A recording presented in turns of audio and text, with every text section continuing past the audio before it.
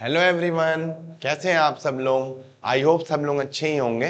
तो चलिए हम लोग बात करते हैं आज क्लास 10th के केमिस्ट्री चैप्टर्स का। ठीक है, आप देखिए सबके गोल्स होंगे कि बोर्ड में बहुत अच्छे नंबर्स लाने हैं, खूब अच्छा कुछ करना है। ठीक है, इसी गोल्स के साथ चलिए आज पहला चैप्टर की हम लोग स्टार्टिंग करेंगे। तो प्यारे बच्चों, बोर्ड के टारगेट लेकर चलिए, केमिस्ट्री खूब इजी बना के हम लोग पढ़ेंगे और खूब अच्छे अच्छे नंबर्स लेके आएंगे और उन नंबर से हम फिर आगे के गोल्स अपने सेट करेंगे। तो चलिए आज के डिस्कस को हम लोग स्टार्ट करते हैं। केमिकल रिएक्शन एंड इक्वेशन आपके केमिस्ट्री का क्लास 10th के सिलेबस का पहला चैप्टर्स है और काफी बच्चे इसमें बहुत डरते हैं, घबराते हैं कि अरे क्या है ये, क्या है भाई, इतना इजी ये चैप्टर है, इतना इजी चैप्टर है कि फ्री में नंबर उड़ते हुए आएंगे और बस आप मेरे साथ जुड़े रहेंगे। और आप जुड़ चुके हैं ERI से और मैं अनुपम जायसवाल, आपका भाई, आपका दोस्त, आपका टीचर। स्टार्ट करता हूं आपके इस चैप्टर्स को। ठीक है, तो सबसे पहले हम लोग इस चैप्टर्स में क्या क्या पढ़ना है हम लोग को उसके बारे में बात करेंगे। बोर्ड एग्जाम में क्या क्वेश्चंस पूछे उसके बारे में बात करेंगे और कितना इजीली, कितने हल्के तरीके से और कितने आसानी तरीके से कोई सा भी केमिकल रिएक्शंस को हम लोग कैसे बैलेंस करेंगे, इन सब चीजों को इसमें पढ़ेंगे। बहुत इजी चैप्टर है, बहुत मजेदार चैप्टर है। तो चलिए इसको स्टार्ट करते हैं हम लोग अभी। तो चलिए स्टार्टिंग में पहले चैप्टर्स का नाम ही क्या है हमारा, केमिकल रिएक्शंस एंड इक्वेशंस। तो केमिकल रिएक्शंस क्या होता है हमें ये जानना है। केमिकल इक्वेशंस क्या होता है, अभी तक तो आप सब लोगों ने मैथ में इक्वेशंस वर्ड सुना होगा, यहां तो केमिस्ट्री में इक्वेशंस वर्ड आ गया। तो केमिकल रिएक्शंस क्या होता है इसको जानना है, केमिकल इक्वेशंस क्या होता है। तो सारी चीजों को जानने से पहले अभी हम लोग चैप्टर्स के नाम पे ही डिस्कस करते हैं कि केमिकल रिएक्शंस क्या होता है। तो मुझे लगता है कि आप सब लोग क्लास 6, 7, 8, 9 पढ़ के आए हुए हो, तो आप एक बार सोच के मुझे बता सकते हो कि केमिकल रिएक्शंस क्या होता है। तो मैं अभी आपको एक केमिकल रिएक्शन सिंपल भाषा में बताऊंगा। अभी कुछ एग्जाम्पल देखते हुए चलते हैं कि केमिकल रिएक्शंस होता क्या है। तो ठीक है, हम लोग डेली लाइफ में अपने बहुत सारे एग्जाम्पल केमिकल रिएक्शंस के देखे होंगे। ठीक है, उन एग्जाम्पल्स में से कुछ एग्जाम्पल देख रहे होंगे। जैसे आपका मिल्क है, मिल्क को समर में आप रखते हैं, समर में मिल्क को रखेंगे ऐसे ही रूम टेम्परेचर पे, तो मिल्क का क्या होता है, हमारे मिल्क को आप देखेंगे कुछ देर बाद जो है ये ऐसा हो जाता है, जिसको आप लोग सिंपल भाषा में क्या कहते हो, दूध का फटना। ठीक है, और दूध फटने से ही, दूध को फाड़ के ही मलाई, वो आपका जितने पनीर बनते हैं और भी दूध के प्रोडक्ट्स बनते हैं। तो होता क्या है, सिंपली हमने नेचर में छोड़ दिया, दूध को रख दिया किस टेम्परेचर पे, रूम टेम्परेचर पे, और दूध क्या हुआ, इस तरह का फॉर्मेशन दे दिया। भाई साहब ये क्या हो रहा है, क्या हो रहा है, देखते हैं, ये तो डेली लाइफ में देखते हैं चीजें। अगला हम देखते हैं क्या हो रहा है। आपने क्या किया, ये सारे लोग देखे होंगे मुझे लगता है, आई होप सब लोग देखे होंगे। ठीक है, कुछ लोग घर में काम भी करते होंगे, ऐसे खाने वाने बनाते होंगे, बनाते हो? अच्छा नहीं बनाते हो, मम्मी बनाती है। ठीक है ठीक है, चलिए आपकी मम्मी बनाती हैं। तो ये पेन आप देखते हैं, अब इस पेन को आप क्या करते हैं, पेन बोल लो, तवा बोल लो, इस पेन को क्या करते हो आप, सिंपली कुछ नहीं किया, आपने एटमॉस्फेयर में छोड़ दिया, जाके इसको छत पे रखाइए। आप छत पे रखने के बाद कुछ दिन बाद देखेंगे सिर्फ एटमॉस्फेयर में छोड़ने की वजह से ये तावा क्या हुआ, ऐसा हो गया। ऐसा क्यों हुआ, अब इसका आंसर अब आप लोगों को देना है, मैं अभी पूछूंगा आप लोगों से। इसी के साथ आप देखिए अगला एग्जाम्पल। आपको पता होगा कि ये जो जितने भी आपके ये फ्रूट्स हैं, इन फ्रूट्स को क्या करते हैं, फेर्मेंटेड करके हम लोग क्या बनाते हैं, इनसे डिफरेंट टाइप की वाइन्स, अल्कोहल, सारे कुछ कहां से बनते हैं, फूड से बनते हैं। वो कैसे बनते हैं, आखिर क्यों हो रहा है ये सब, क्वेश्चन उठता है ये सब क्यों हो रहा है भाई, क्या हो रहा है ये सब। ऐसे ही देखिए आपका खाना, जो घरों में आप लोग खाना मतलब मम्मी बनाती हैं आपकी, जो भी खाना आप खाते हैं, होता कैसे है वो सारे वेजिटेबल्स क्या होते हैं, आपके कच्चे आइटम्स होते हैं। आप इनको सिर्फ क्या करते हैं, हीट प्रोवाइड करते हैं, इनको फ्राई पैन में डाला और आपने गैस को जलाया और फिर खूब टेस्टी सा खाना बन जाता है। जैसे ये मुझे तो अभी से ही लालच आ रहा है कि क्या बन रहा है, वाह क्या, कितना टेस्टी है, कितना स्पाइसी है। तो खाने पे मत फोकस करो, आप कंटेंट पे फोकस करो। फूड क्या है, वो पक गया हमारा, खाना पकने को किसको बोलते हैं, तो ये जो हमारा है क्या है, खाना पकता है। तो ये ऐसा क्या हो रहा है कि हीट देने से खाना पक जा रहा है, हो क्या रहा है। अब इन जितने भी अभी और भी प्रोसेस हम लोग देखते हैं डेली लाइफ में जो हम लोग के पास है, और क्या है, आप देखिए खाना को खा रहे हो, जो आपका खाना बना है खूब टेस्टी सा खाना जिसको आप दबा के खूब खा रहे हो, वो खाना क्या हो रहा है, वो खाना भी आपके स्टोमक में जा रहा है। स्टोमक में ऐसा क्या हो रहा है, स्टोमक में डिफरेंट टाइप की एसिड्स हैं, उसमें भी कुछ हो रहा है, कुछ हो रहा है, और जिसको आप बोल रहे हो क्या, खाना डाइजेस्ट हो गया, फिर आपको दोबारा क्या चाहिए, खाना चाहिए। ठीक है, अब अगला क्या है, इसी में आपके रिस्पायरेशन सिस्टम में आप जब आपका जो लंग्स है, लंग्स क्या एक्सपेंड कर रहा है, कॉन्ट्रैक्ट कर रहा है, सांस आप क्या ऑक्सीजन को अंदर ले रहे हो, कार्बन डाइऑक्साइड को छोड़ रहे हो, इसमें क्या हो रहा है, ये क्यों जरूरत पड़ रहा है, आपकी बॉडी को डिफरेंट जगह पे ऑक्सीजन की जरूरत पड़ी है डिफरेंट टाइप्स के केमिकल रिएक्शंस कराने के लिए। तो इन सारे प्रोसेस में जो हम लोग जितना भी अभी तक सिचुएशन देखें, इन सब में क्या हो रहा है, in all the above situation the nature and the identity of the initial substance have somewhat change. तो इन सारे प्रोसेस में क्या हुआ, ये सारे प्रोसेस नेचर में पहली बात हो रहे हैं, और इन सारे प्रोसेस में इनका जो सब्सटेंस आपके जो हैं उनका क्या है, नेचर और उनकी आइडेंटिटी क्या हो रही है, चेंज हो जा रही है। और इसी चेंज को हम क्या बोलते हैं, इसी चेंज को हम क्या बोलते हैं, केमिकल रिएक्शंस बोलते हैं। तो क्या है, whenever a chemical change occurs, whenever a chemical change occur, we can say that chemical reaction has taken place। जब भी कोई केमिकल चेंज होता है तो हम क्या बोलते हैं कि ये केमिकल रिएक्शंस है। सिंपली लाइफ में आप कहीं पे भी देखेंगे, हर जगह केमिकल रिएक्शंस हो रहा है। आपके एटमॉस्फेयर में जितने भी आयरन्स पड़े हैं, सबकी रस्टिंग हो रही है, वो भी क्या है, केमिकल रिएक्शंस है। केमिकल रिएक्शन में क्या हो रहा है, केमिकल चेंजेस हो रहे हैं, और उन्हीं को हम क्या बोलेंगे, केमिकल रिएक्शन टेक प्लेस हो रहा है। ठीक है, आगे देखते हैं खूब इंटरेस्टिंग सा। तो आई होप कि आपको केमिकल रिएक्शंस क्या होते हैं ये सब चीजें समझ में आ रही होंगी। ठीक है, तो अभी हम लोग कुछ एक्टिविटी से सीखेंगे, बहुत से अच्छे अच्छे एक्टिविटी को हम लोग लेते हैं। अभी देखते हैं कुछ एक्टिविटी से सीखते हैं। अभी हमने क्या किया कि हमने एक मैग्नीशियम रिबन लिया। ठीक है, मैग्नीशियम रिबन की जिसकी 2 सेंटीमीटर हमने क्या ली, देखिए अभी हम लोग क्या किए, एक लैंप का अरेंजमेंट लिए, एक टोंग्स लिए, ये जो टोंग्स है जिससे पकड़ा हुआ है, ठीक है, और एक आपका मैग्नीशियम रिबन लिया। मैग्नीशियम रिबन को क्या किया हमने, सबसे पहले मैग्नीशियम रिबन लिया और क्या किया, उसको रब किया। रब किससे किया, सैंड पेपर, एक सैंड पेपर आता है मार्केट में, आप लोग जानते होंगे। हमने क्या किया, सैंड पेपर से मैग्नीशियम रिबन को क्या किया, रब किया। अब हम क्या कर रहे हैं, इस लैंप के पास ले जाके इस मैग्नीशियम रिबन को क्या कर रहे हैं, जला रहे हैं। ठीक है, अब आपको ये जलाने पे हो क्या रहा है कि मैग्नीशियम रिबन जब जल रहा है, जैसे आप दीपावली में फूलझड़ी जलाते हो, सेम वैसा ही जैसे ये जल रहा है, डेजलिंग लाइट दे रही है। ठीक है, और क्या मिल रहा है, डेजलिंग लाइट दे रही है, और जलने के बाद इसको पाउडर फॉर्म में हमें क्या मिल रहा है, इसके एसेस मिल रहे हैं। तो हो क्या रहा है इसमें, हम क्या क्या इसमें एनालिसिस कर रहे हैं, हमने क्या किया, एक मैग्नीशियम रिबन लिया, उसको क्या किया, सैंड पेपर से रब किया, और रब करने के बाद हमने इसको क्या किया, लैंप के पास ले जाके इसको जलाए। जलने पे हमें डेजलिंग व्हाइट फ्लेम मिली, और इसके एसेस मिले, एसेस व्हाइट कलर के मिले। तो एसेस क्या था, जो इसके एसेस है वो क्या है, वो एसेस जो है, क्योंकि कभी भी आपकी बर्निंग जो होती है, कोई भी सब्सटेंस बर्निंग के लिए आपको ऑक्सीजन की नेसेसिटी होती है। ऑक्सीजन के प्रेजेंस में ही कोई चीज बर्न करेगा।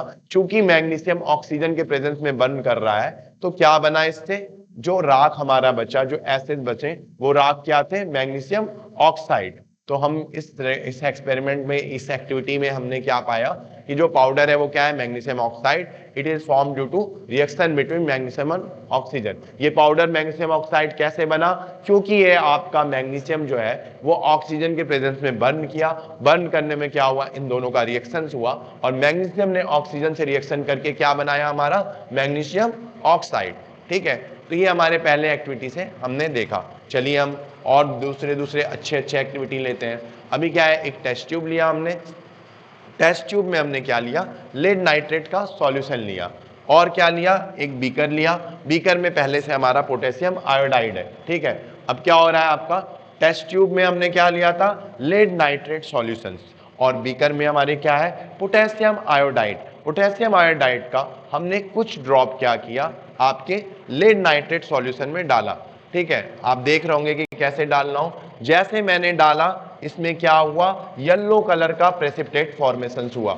येलो कलर का ऐसे प्रेसिपिटेट फॉर्मेशन हुआ, जो किस में फॉर्मेशन हुआ, लेड नाइट्रेट सॉल्यूशन में। जब हमने पोटेशियम आयोडाइड के कुछ ड्रॉप्स डाले, उसमें येलो कलर का प्रेसिपिटेट मिला। अब सबके दिमाग में एक क्वेश्चन उठ रहा होगा कि सर ये नया वर्ड्स कहां से आ गए, ये प्रेसिपिटेट, प्रेसिपिटेट क्या होता है। तो भाइयों मैं आपको बता रहा हूं प्रेसिपिटेट क्या होता है। प्रेसिपिटेट कुछ नहीं, जब भी कोई लिक्विड में कुछ भी इनसॉल्युबल फॉर्म आता है, जो कि उसमें सॉल्युबल नहीं होता है, उसी को हम लोग क्या बोलते हैं, प्रेसिपिटेट बोलते हैं। प्रेसिपिटेट क्या है? लिक्विड में इनसॉल्युबल फॉर्म्स में जो सॉलिड फॉर्म्स होता है उसी को हम लोग क्या बोलते हैं? प्रेसिपिटेट बोलते हैं। तो क्या हुआ? लेड नाइट्रेट सॉल्यूशन में हमने क्या डाला? पोटेशियम आयोडाइड डाला, वो क्या बना? लेड आयोडाइड का क्या बना? प्रेसिपिटेट बना। उस प्रेसिपिटेट का बनने का रीजन क्या था? वहां भी वही केमिकल रिएक्शंस हुआ। लेड नाइट्रेट था, पोटेशियम आयोडाइड डाला, इससे क्या बना? लेड नाइट्रेट बना। ठीक है, अब हम लोग अगली एक्टिविटी को देखते हैं। तो चलिए अगली एक्टिविटी देखते हैं। ये क्या है? एक कोनिकल फ्लास्क है, इसके साथ क्या है? एक बीकर है। कोनिकल फ्लास्क में हमने क्या किया? जिंक ग्रैनुलर्स के, यहाँ पे जिंक ग्रैनुलर्स लिए थे, इसको मैंने कुछ जिंक ग्रैनुलर्स आपके क्या किया? कोनिकल फ्लास्क में डाला।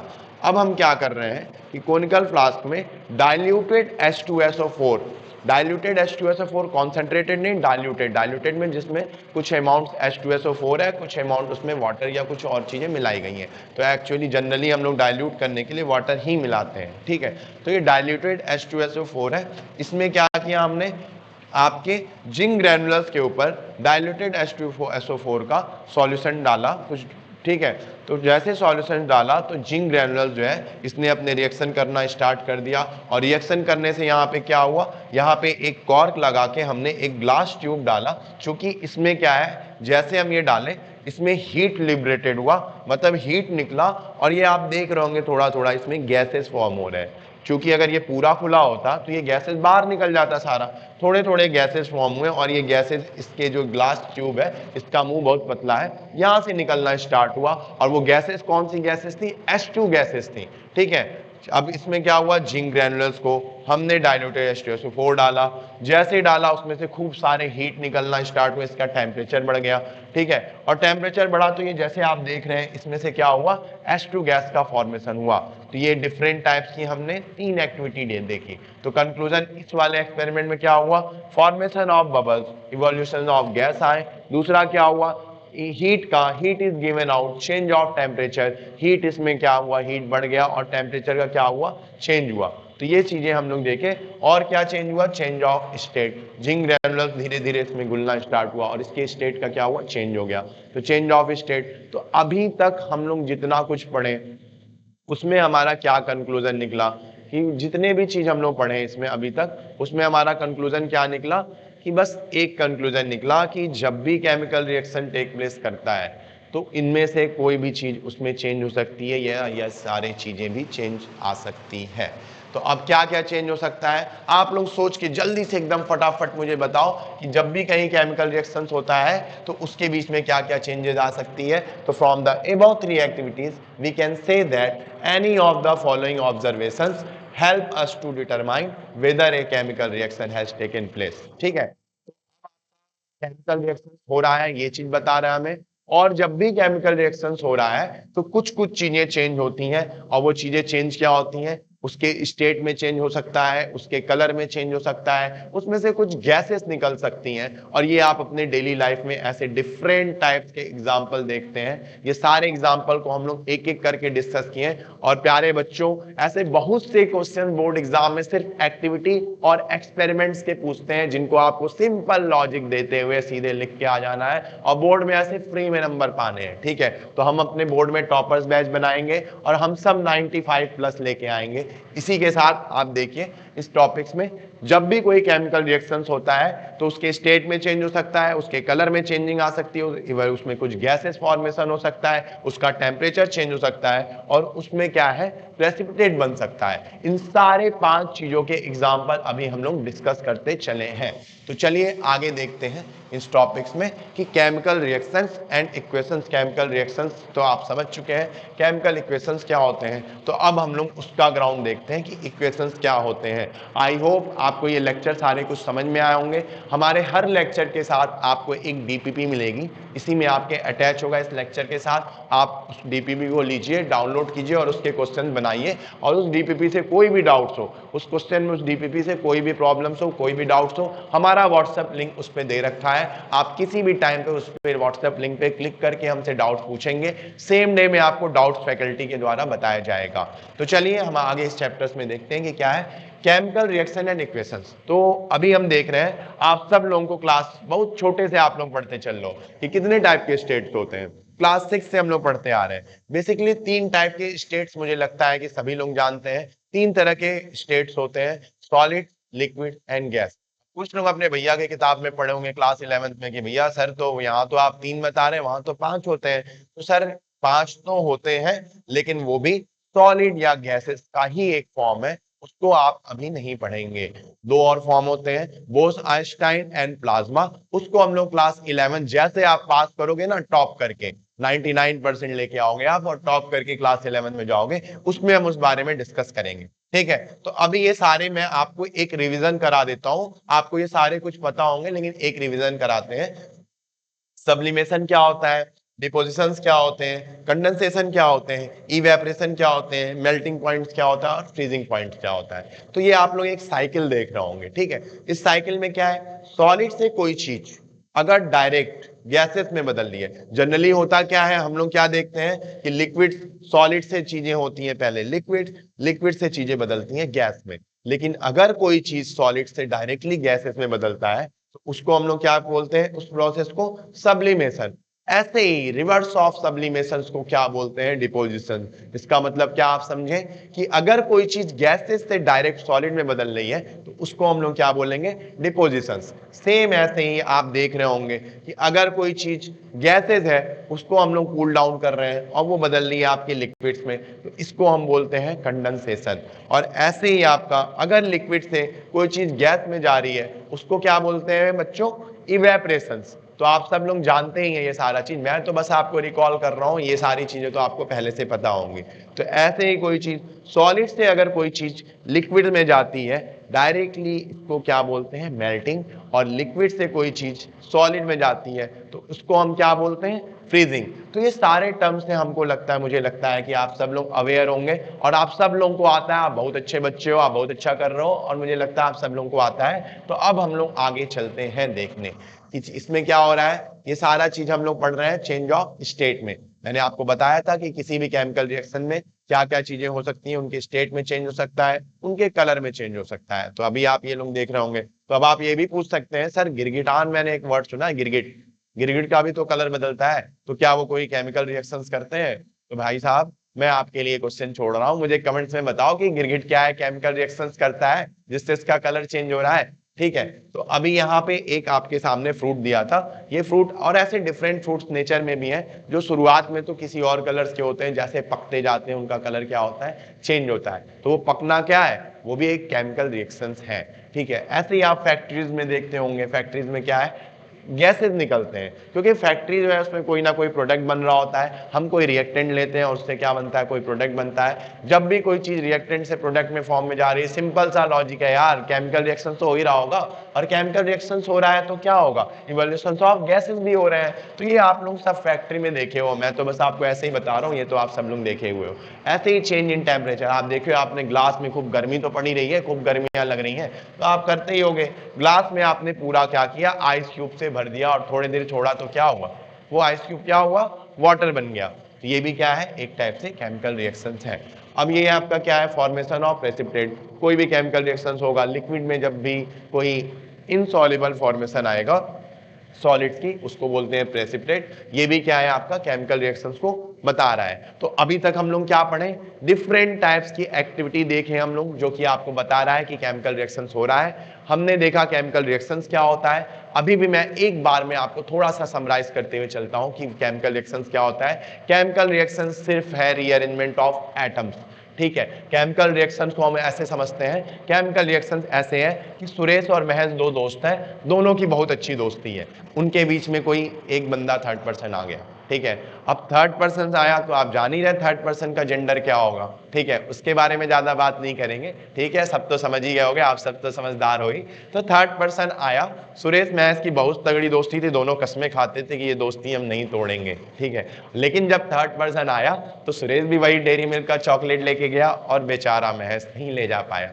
तो अब सुरेश की दोस्ती हो गई थर्ड पर्सन से और महज से थोड़ी थोड़ी दोस्ती टूटने लगी। ये क्या है, केमिस्ट्री की भाषा में इसी को बोलते हैं केमिकल रिएक्शंस। तो केमिकल रिएक्शंस क्या है, दो एटम भाई भाई एक साथ जुड़े थे। ठीक है, थर्ड पर्सन आया भाइयों में दरार पड़ी, थर्ड पर्सन से जुड़ गए, अब वो नया प्रोडक्ट फॉर्मेशन हुआ, भाइयों की दोस्ती टूट गई, इसी को क्या बोलते हैं? Chemical reaction. केमिकल रिएक्शंस क्या होता है? रीअरेंजमेंट्स ऑफ एटम्स को हम क्या बोलते हैं? Chemical reactions. तो आई होप आप लोगों को बहुत अच्छे से समझ में आ रहा होगा, बहुत अच्छे से समझते चलेंगे, और ये जो सारी समझ है ना आपकी, वो डीपीपी में दिखनी चाहिए। मैं तो बहुत मारता हूँ भाई अपने क्लास में, बहुत मारता हूँ मैं बच्चों को, ठीक है, तो मैं आपको मार नहीं सकता घुस के, क्या पता मैं आ ही जाऊं घर पे आपके। तो आपको जो डीपीपी मिल रही है वो सारे बनाते चलने हैं, और नहीं तो मुझे व्हाट्सएप पे भेज के दिखाना है कि सर देखो मैं लगा लिया हूं। और जो बच्चे अच्छा करेंगे उनको मेरी तरफ से गिफ्ट होगा साल के एंड में, जिनके अच्छे रिजल्ट आएंगे उनको भी मैं गिफ्ट दूंगा।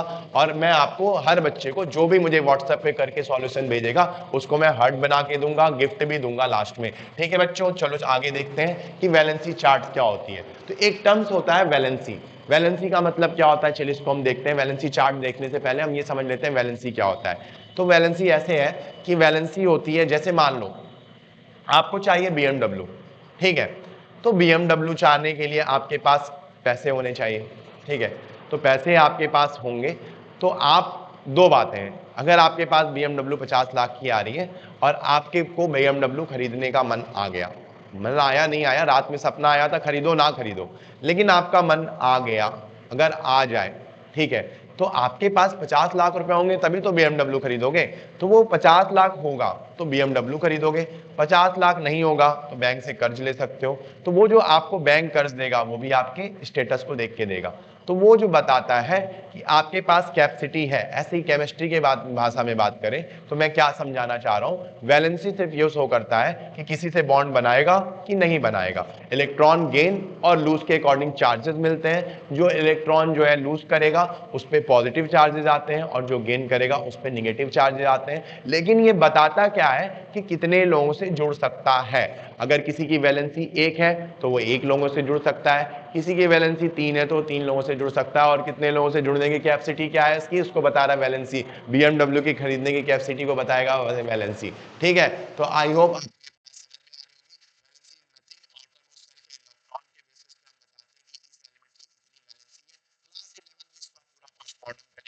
आप 11th के मेरे वीडियोस देखोगे उसमें मैं बताऊंगा। अभी चूंकि हमको इसका बस शॉर्ट फॉर्म समझना है कि वैलेंसी क्या होती है, तो वैलेंसी सिर्फ और सिर्फ एक एटम्स का दूसरे एटम से जुड़ने के चांसेस को बताता है, कितने लोगों से जुड़ सकता है। तो वैलेंसी में दो तरह की वैलेंसी आप देखेंगे, एक पॉजिटिव नेगेटिव वैलेंसी में आपको देखेंगे। चार्जेस देता है, वैलेंसी तो आपकी कैपेसिटी है कि गेन करेगा कि लूज, इसमें कोई चार्जेस नहीं होता, लेकिन वैलेंसी की वजह से चार्जेस आती हैं। अगर इलेक्ट्रॉन को लूज कर रहा है तो उसके ऊपर पॉजिटिव चार्ज आएगा, और गेन कर रहा है तो निगेटिव चार्ज आएगा। दो लोगों से जुड़ने का रीजन क्या होता है, प्रॉफिट। अगर कोई पैसे देगा तो उससे दोस्ती अच्छी होगी, और अगर पैसे लेगा तो भी दोस्ती अच्छी होगी। तो उसका रीजन क्या है, पैसे। पैसे बता रहा है वैलेंसी, ठीक है। तो आगे देखते हैं वैलेंसी चार्ट्स। ये कुछ वैलेंसी चार्ट्स मैं आपको दे रहा हूं, ये आप लोगों को कोई भी केमिकल रिएक्शन समझने के लिए, क्योंकि जो आगे हम लोग पढ़ेंगे उनके लिए बहुत इंपॉर्टेंट है। तो इसको एकदम रटते चलेंगे, एकदम फास्ट, सुपर फास्ट तरीके से। तो ये जितने भी आपके सामने OH माइनस को हाइड्रोक्साइड बोलते हैं, Cl माइनस को क्लोराइड बोलते हैं, Br को ब्रोमाइड बोलते हैं, I माइनस को आयोडाइड बोलते हैं, NO3 माइनस को नाइट्रेट बोलते हैं, SCO3 माइनस को बाइकार्बोनेट बोलते हैं, AlO2 माइनस को एल्यूमिनेट बोलते हैं, Ag प्लस को सिल्वर, Na प्लस को सोडियम, H प्लस को हाइड्रोजन और K प्लस को पोटेशियम। अब आप इन सारे चीजों में एक चीज कॉमन पा रहे हैं कि या तो सब पे एक ही चार्ज है, पॉजिटिव हो या निगेटिव हो, सब पे क्या है, एक चार्ज है। इसका मतलब इन सब की वैलेंसी कितनी है, 1 है, ठीक है। तो ये आप वैलेंसी चार्ट्स में बना के इसको अपने अपने नोट्स में लिख लीजिएगा। सारे लोग नोट्स बनाते जाएंगे, जितना चीज मैं दे रहा हूं इन सब की वैलेंसी कितनी है, 1 है, और इसके ऊपर चार्जेस भी दिख रहा है 1 है। अगर 2 होता तो इसकी वैलेंसी क्या होती, 2 होती, क्योंकि जितने चार्जेस हैं उतने लोगों को एटम दे सकता है या ले सकता है। ये कैपेसिटी को आपको बता रहा है। ऐसे ही आप देख रहे होंगे CD2 plus, Ca2 plus, Mg2 plus, Hg2 plus, Zn2 plus, Ba2 plus, O2 minus, H2 minus, CrO4 minus. तो ये सारे नेम आप देख लेंगे, आगे इन नेम्स के यूज आएंगे। O2 माइनस को ऑक्साइड बोलते हैं, H2 माइनस को सल्फाइड बोलते हैं, CrO4 माइनस को क्रोमेट बोलते हैं, CO3 माइनस को कार्बोनेट बोलते हैं, SO4 माइनस को सल्फेट बोलते हैं, ZnO2 को जिंकेट बोलते हैं। ये सारे टर्म्स आपको वैलेंसी के साथ, इन टर्म्स के नाम के साथ तुरंत ये फोटो आना चाहिए कि कार्बोनेट क्या होता है, कार्बोनेट किसको बोलते हैं, तो CO3 माइनस को बोलते हैं। अब आपसे कोई पूछ ले कि जिंकेट किसको बोलते हैं, तो ZnO2 माइनस को बोलते हैं। तो ये सारे चीज आप कॉपी में नोट डाउन कर लें, इसको भी नोट डाउन कर लें, मेरे वीडियो को पॉज करके आप इन सबको नोट डाउन कर लें, ये बहुत इंपॉर्टेंट चीज है, ठीक है। तो इनकी सारे की वैलेंसी कितनी है, इनकी वैलेंसी है 2। ठीक है, और इनकी वैलेंसी कितनी है, इनकी वैलेंसी है 1। कॉपर, आयरन, ये दोनों क्या है, वेरिएबल वैलेंसी शो करते हैं। इसका मतलब इनकी वैलेंसी 1 या 2 कुछ भी हो सकती है, ये दोनों क्या है, वेरिएबल वैलेंसी शो करते हैं। कौन कौन वेरिएबल वैलेंसी शो करते हैं, कॉपर और आयरन क्या है, वेरिएबल वैलेंसी शो करते हैं। कॉपर की वैलेंसी 1 और 2 दोनों हो सकती है, आयरन की 2 और 3 दोनों हो सकती है। बट एल्यूमिनियम जो है, एल्यूमिनियम की वैलेंसी जो है वो क्या होती है, फिक्स्ड होती है। एल्यूमिनियम की वैलेंसी कितनी होती है, 3 होती है।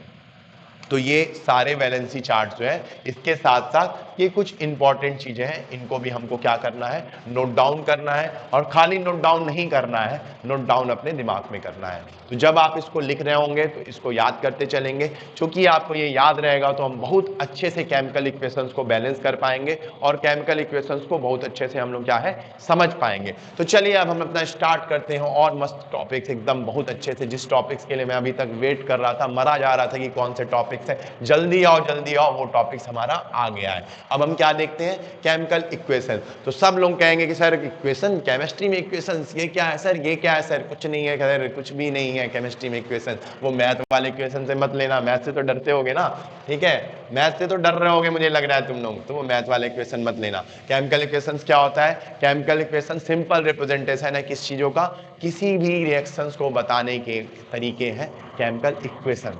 केमिकल रिएक्शंस को बताने का तरीका क्या है, वर्ड्स में केमिकल इक्वेशन। कोई भी केमिकल रिएक्शंस हो रहा हो उसको हम वर्ड्स में जब भी बताएंगे तो किस तरह से बताएंगे, केमिकल इक्वेशन। और इक्वेशंस को लिखते कैसे हैं, होता कैसे है, बैलेंसिंग कैसे करते हैं, ये सारे चीज हम खूब अच्छे से समझते हुए चलेंगे। चलो हम देखते हैं ये केमिकल इक्वेशंस कौन सी बला है भाई, कौन सी चीज है। तो देखिए मैग्नीशियम हमने लिया प्लस ऑक्सीजन लिया, ठीक है, उससे एक एरो डाला, ऐसे केमिकल इक्वेशंस को लिखा जाता है। इधर क्या आया, मैग्नीशियम ऑक्साइड आया। इसका क्या मतलब था, मैग्नीशियम हमारा रिएक्टेंट है, ऑक्सीजन हमारा रिएक्टेंट है। रिएक्टेंट मतलब जिसको लेके हम, ये क्या है हमारा प्रोडक्ट है, जिसको लेके हम बना रहे हैं उसको बोलते हैं रिएक्टेंट। हमने मैग्नीशियम को लिया, ठीक है, जैसे आपका पहला एग्जांपल जब मैंने पहली बात की थी, मैग्नीशियम रिबन को बर्न किया था, तो मैग्नीशियम क्या कर रहा था, ऑक्सीजन के प्रेजेंस में बर्न कर रहा था, और बर्निंग से क्या है, मैग्नीशियम ऑक्साइड हो रहा था, क्योंकि मैग्नीशियम किससे रिएक्शन कर रहा था, ऑक्सीजन से रिएक्शन कर रहा था।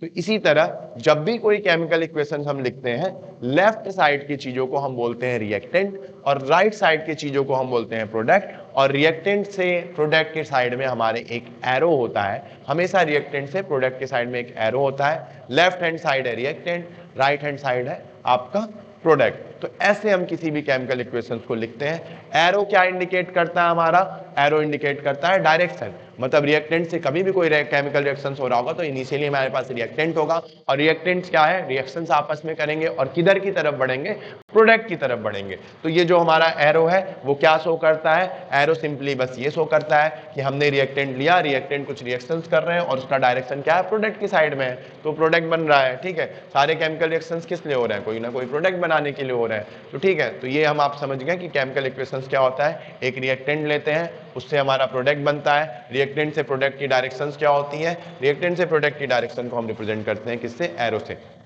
ऐसे कुछ और केमिकल रिएक्शन देखते हैं। ठीक है, ये chemical equation is short hand form of chemical changes.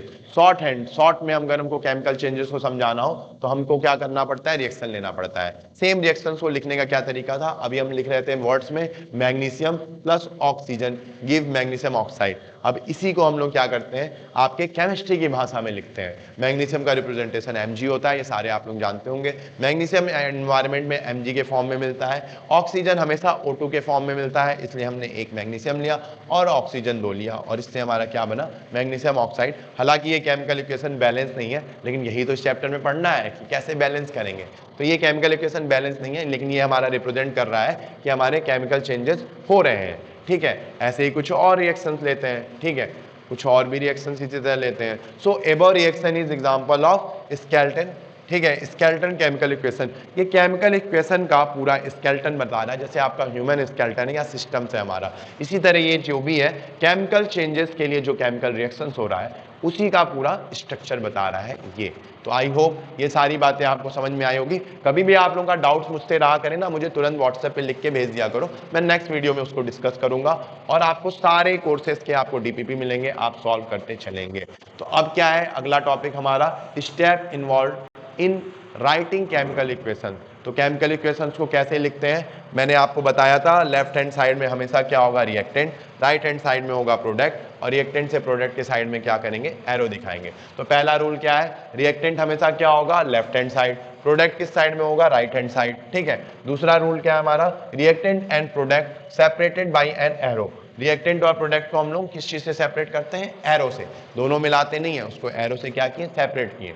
To और मोर रिएक्टेंट और प्रोडक्ट सेपरेट बाय प्लस, और प्लस साइन से हम लोग क्या करते हैं रिप्रेजेंट करते हैं। जैसे यहाँ पे दो रिएक्टेंट थे, एक Mg था, प्लस कर दिया O2, मतलब हमारे दो मतलब रिएक्टेंट है। ऐसे हो सकता है दो से ज्यादा भी हो, 5 हो, 10 हो, 4 हो, 3 हो, जितने भी हो, इन सबको हम लोग क्या करते हैं प्लस प्लस करके शो करते जाते हैं। अगला हमारा रूल्स क्या है, इसके स्टेप्स क्या है, कंडीशन मेंशन ऑन एरो। जैसे कि आप हीट सप्लाई कर रहे हो तो आप इस एरो पे लिखोगे हीट सप्लाई कर रहे हो। कोई रेस से रिएक्शंस हो रहा है, HU या जो भी अल्ट्रावायलेट रेस, किसी भी रेस से हो रहा है तो आप यहाँ पे लिख दोगे। तो जो आपकी कंडीशन होती है उसको हम लोग इस पे लिखते हैं।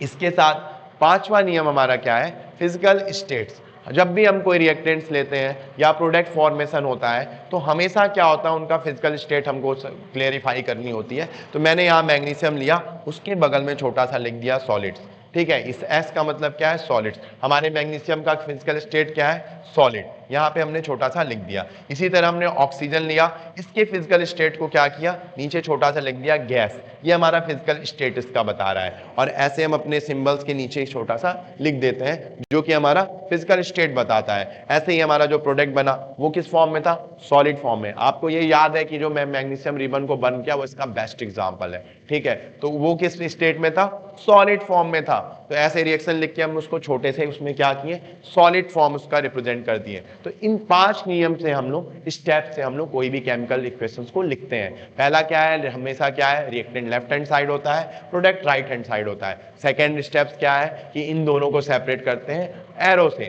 थर्ड स्टेप्स क्या है, दो या दो से ज्यादा रिएक्टेंट ले रहे हैं उनको क्या करते हैं प्लस साइन से, ये प्लस साइन से लिखते जाते हैं। फोर्थ स्टेप हमारा क्या है कि जो भी कंडीशन होती है रिएक्शन कराने की उसमें हम क्या करते हैं, जैसे आपने क्या सप्लाई किया, हीट सप्लाई किया, क्या किया, उसको हम इस एरो के ऊपर लिखते हैं, ठीक है। और उसके बाद हमारा पांचवा स्टेप्स क्या है, उनके फिजिकल स्टेट्स को उसके सिंबल के बगल में छोटा सा सफिक्स लेके हम लोग लिख देते हैं। तो आई होप आप लोगों को ये सारा चीज समझ में आया होगा, बहुत ईजी तरीके से समझ में आया होगा। और कैसा लगा आपको ये वीडियो प्लीज मुझे व्हाट्सएप पे जरूर बताइएगा। और सारा हम लोग एक साथ सिंक्रोनाइज करते हुए करेंगे, बहुत ही इजी तरीके से पढ़ेंगे और आप एराइज के साथ खूब अच्छे नंबर लाएंगे, ठीक है। इसी होप के साथ आपसे आज की क्लासेस के लिए विदा लेते हैं और नेक्स्ट क्लासेस के लिए आप हमसे जुड़ते रहेगा। हमारा वेबसाइट है earise.in, उस पर लॉग इन करके हमारे कोर्सेज देख सकते हैं। मॉड्यूल के लिए आप मुझे व्हाट्सएप कर सकते हैं और किसी भी क्वेरी के लिए, अगर आपको क्वेश्चन से रिलेटेड क्वेरी है, कोई भी क्वेरी है, आप हमें व्हाट्सएप कर सकते हैं। मैं आपका भाई, आपका दोस्त, आपका टीचर हमेशा आपके साथ हूं। Thank you for watching my video, thank you very much.